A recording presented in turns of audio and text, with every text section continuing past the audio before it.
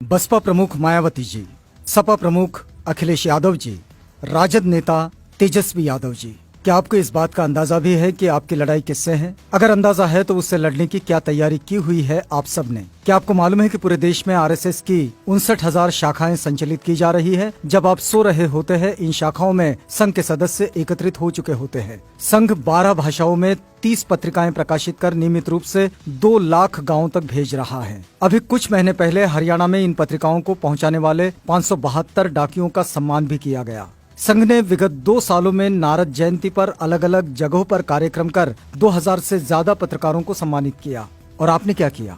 Bloggers और स्तंभ लेखकों के साथ संघ की निरंतर बैठकें होती रहती है, जिसमें ब्लॉगर्स और स्तंभ लेखकों को सम्मानित किया जाता है। और आप लोग क्या करते हैं? अब आप बताइए कि संघ के मुकाबले बराबर आपके पास कौन सा तंत्र है? सिर्फ और सिर्फ 4 चाटुकार और दलाल टाइप के लोगों के अलावा। आप तो शूद्र समाज को भी, यानी कि ओबीसी, एससी, एसटी, माइनॉरिटीज को भी ऑर्गेनाइज और यूनाइट नहीं कर पाए। जरा देखिए संघ ने और क्या क्या किया है।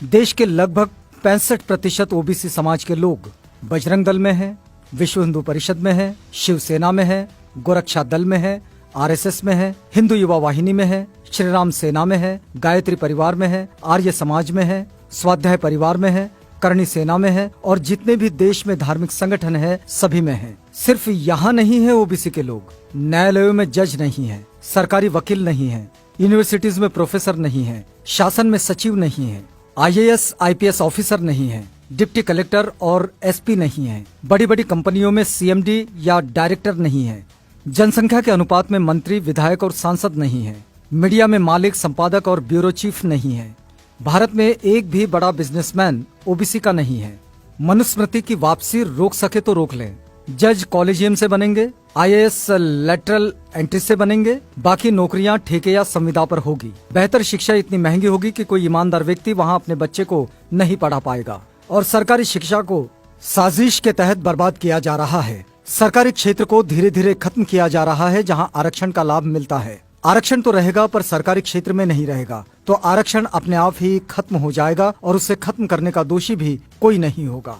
एससी, एसटी, ओबीसी को प्रतिनिधित्व विहीन किया जाएगा, उन्हें उनके जातिगत पेशों पर लौटने के लिए मजबूर किया जाएगा। ये नौबत इसलिए आई है कि एससी, एसटी, ओबीसी के लोगों ने महज पेट भरने की नौकरियां की।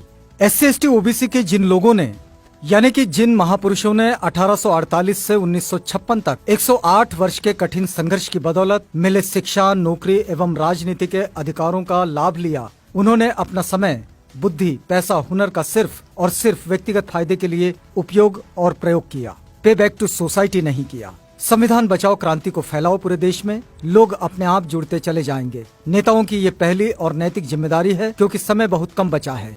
असगर ने एससी, एसटी, ओबीसी को निगलना शुरू कर दिया है। अगला नंबर किसका है, इस विषय पे चिंता कीजिए।